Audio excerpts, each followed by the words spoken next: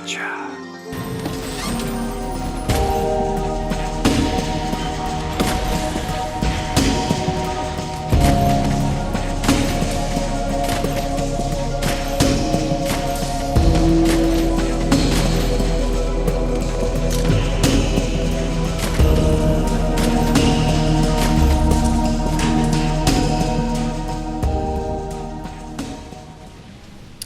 Hey, how's it going everybody? It's Thegameconomist, and today we're going to be talking about another Kulve Taroth Counter Build. The last two that I worked on, one was very defensive, and the other one was for lances. But you know what?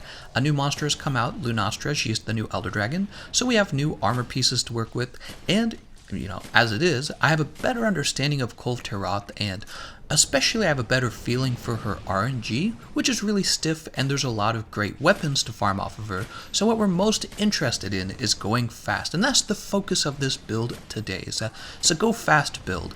I'm using Thunder Ammo, Kulve Taroth in stages 1, 2, and 3. She's especially weak to thunder damage in those stages. So we're going to be taking a look at that. For the last stage, stage 4, I can tell you already that I just used Dark Devourer, and if you're curious how to use Dark Devourer, I've got an updated Dark Devourer guide, so just go take a look at that. Now let's go ahead and talk about the weapon we'll be using, and then we'll move on to talking about the build. So the weapon is a new heavy bowgun that we got with Lunastra called Empress Cannon Styx. It's really interesting. When they released her, all of her new weapons, what's so neat about them is they come with an innate skill, right? Like usually the skills only come from the armor. Well, this time it came from the weapons, and Empress Cannon Styx has the spare shot skill. That's a very valuable skill because normally you have to build 3 pieces of the Xeno'jiiva armor set in order to get it, right? It was only available from an armor set. Well, now is built into the weapon, and what it does is it gives your ammo about a 25 to 30% chance of not being expended when you shoot it. So you'll fire it and it won't show you using the ammo, and it won't affect your reserves or anything, right? It's like having a free shot. And so this is a really nice skill to have for a heavy bowgun.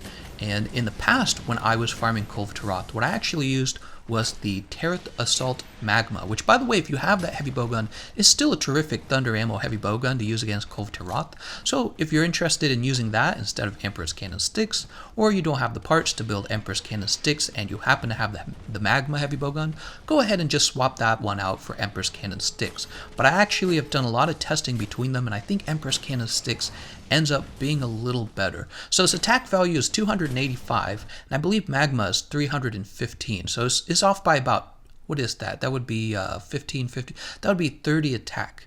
And then Empress Cannon Styx does have 10% more affinity, so it's kind of a trade-off between affinity and damage between these two weapons. However, the other things that Empress Cannon Styx does have is it has more decoration slots, and it does have that free spare shot skill, which is, again, very valuable. When we take a look at the more like the particular attributes of the ammo, you'll notice also the Magma's thunder ammo has 1 lower level of recoil. That's a good thing. It means your weapon shoots faster, and they have the same reload speed. So they're pretty similar. You see just the Magma heavy bowgun having a little bit of an advantage in terms of damage and in terms of recoil. However, on the Empress Cannon Styx, both guns carry the same amount of thunder ammo, with its positive affinity that actually pairs well with the armor set we're going to be using here, because we're going to be focusing on elemental crit damage. So the positive affinity is a good thing. And then on top of that, the free spare shot means you've actually got a much larger clip than 7 shots. So I would say it actually plays out in favor of Empress Cannon Styx, but only marginally. So again, if you have Taroth Assault Magma, go ahead and use it if you don't feel like building Empress Cannon Styx, but you might end up with a slightly different build, and we'll talk a little bit about that so that we can make sense of it. So some of the other things I wanted to point out about Empress Cannon Styx, besides the fact that it has 285 attack and 10% affinity, it has a low deviation. That's pretty nice. It's not really important. But also, here's a really big one, actually. It has special ammo of Wyvern Snipe. That's very good against Kulve Taroth. And so part of the build, of course, is we'll be building True Shot just so that we can spam Wyvern Snipe on her armor over and over again. So let's go ahead and jump over to the build.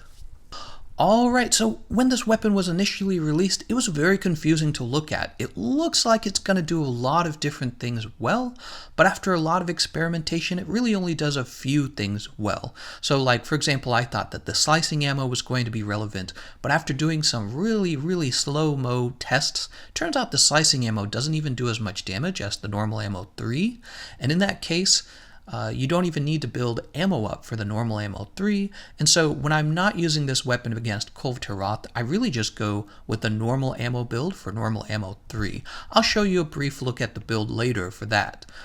But for thunder ammo, as I mentioned earlier, you'll notice you have 7 shots of it, and I think what I'm going to go ahead and do is start talking about the skills and tell you which ones are priority skills. In other words, if you were to try and put the build back together but you didn't have all of the decorations that I have, you know which skills to focus on first.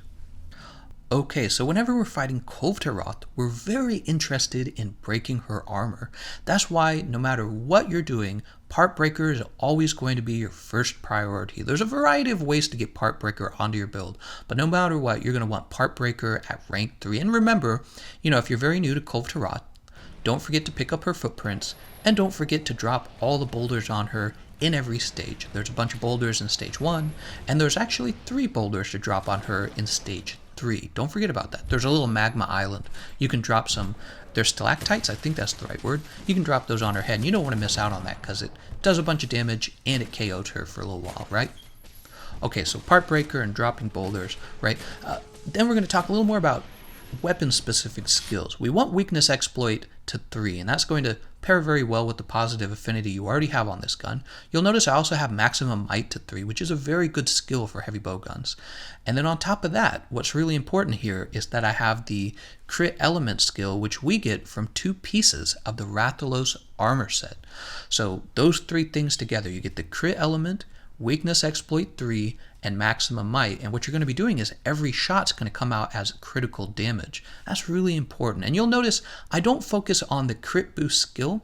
As it turns out, thunder ammo does do a little bit of raw damage, but it's just a little bit, so crit boost isn't valuable here, therefore you don't want to build it. You just want Crit Element, Weakness Exploit, and Maximum Might. If you can get those 3 skills and Part Breaker onto your build, you're pretty much done.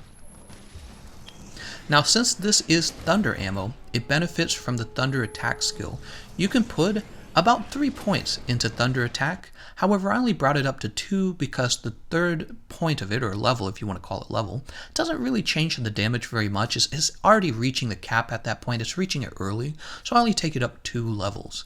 I did, however, prioritize taking the special ammo boost, because as I said earlier, Wyvern Snipe's really good against Kulve Taroth. So we got special ammo boost at rank 2, and I know not all of you have true shot decorations, so if you don't have 2 true shot decorations, you might just bring something like Vitality, or you can bring another point of fire resist and another point of thunder attack. You'll notice I didn't max my fire resist. You'll notice I didn't take 3 points of thunder attack, which I just said I could have.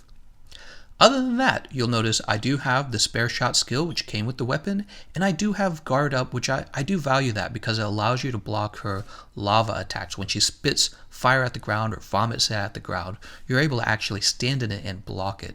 You'll also notice the new Lunastra helmet, Empress Crown, allows me to easily bring 3 levels of Evade Extender onto the build. And if you didn't know this, Evade Extender is a very high utility skill for all heavy bowguns. So whenever you can bring it, I would recommend bringing it. It allows you to dodge really far distances, and this is very good not just for getting out of the way of the monster, but also for repositioning yourself without having to sheath your weapon at all. You just roll and it takes you a very far distance.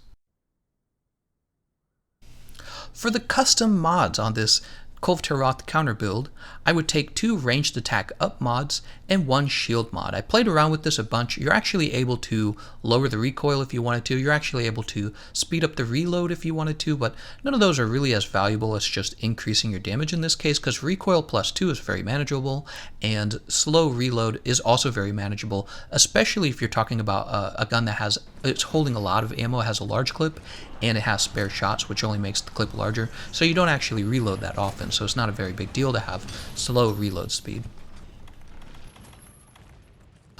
Okay, and that mostly covers everything we need to talk about for the build. For your item loadout, I just recommend make sure on your radial menu that you customize it so that you can build more thunder ammo as you go. One of the things I really like about the Styx heavy bowgun, at least, is that you don't have to craft as much thunder ammo, which is nice for your resources. You aren't wasting as many resources because about 25 to 30% of the time you're getting a free shot, right? So that's kind of nice. I think that compared to the Magma, you actually make one less trip back to camp because you don't need to. And that actually is going to save you a bit of damage, right? Because that whole time you're running back to Kulve Taroth, you're losing out on damage.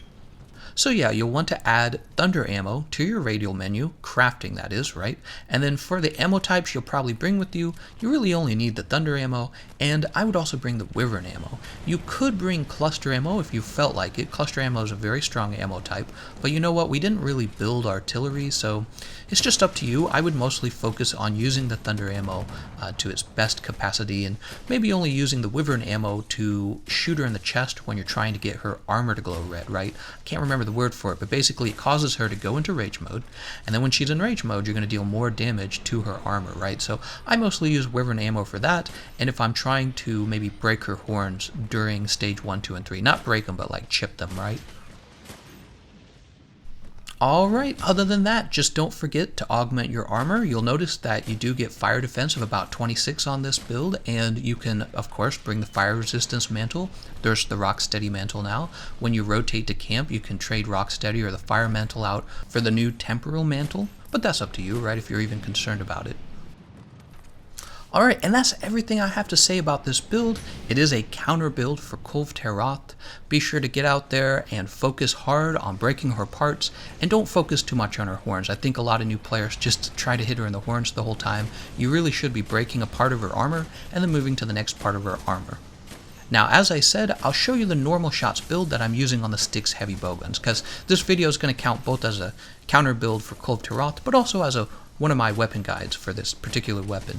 I did a whole bunch of testing with the different ammo types. I suppose if you really wanted to, you could do a pierce ammo build on this weapon as well, but the Taroth Assault Support already does a much better job at using the pierce ammo, so if you really wanted a pierce ammo build, get that weapon and go build for that. What you want to do with this weapon is focus on the normal ammo, because that's what it actually does best. It's able to use the cluster bombs all the way up to level 3 as well, right? But once again, there's a weapon that already does that so well. The Dark Devourer just does a terrific job, so there's really no reason to build for that.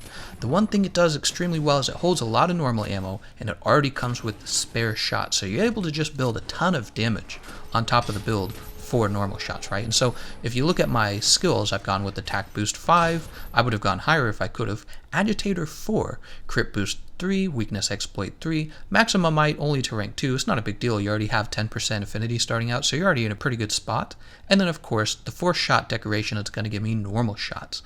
So the problem with this is, even though I found it to be very easy to use and a very decent normal shots build, I still believe that the Taroth Blitz Shots Light Bowgun is a better option for normal shots. You have better mobility, and you do about the same damage, maybe even a little bit more. I think it's almost even. It's mostly even because this gun gets 6 shots, and then it has to reload, whereas the Taroth Blitz Shots only gets, I think it's like 3 or maybe 4 before it has to reload. So it's a little bit less damage per shot, but you have a larger clip.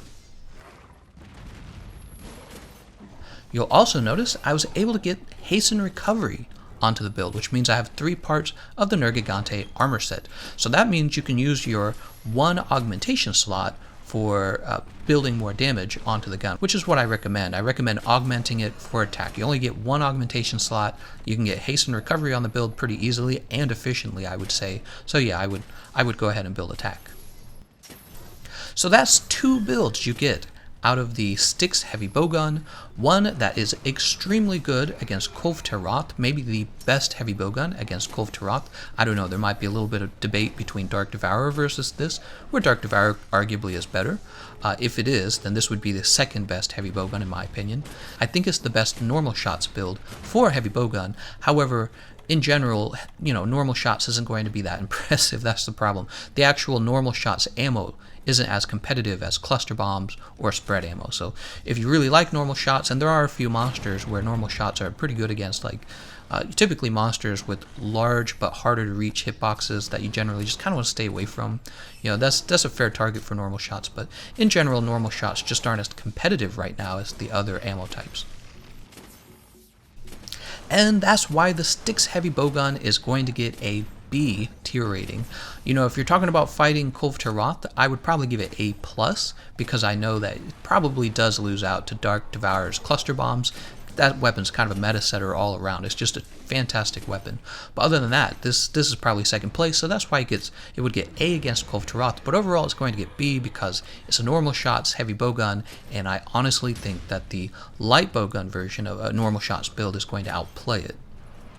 Alright, well that's everything I have to say about the Empress Cannon Styx Heavy Bowgun. I want to thank you all for watching, and I'll see you guys next time.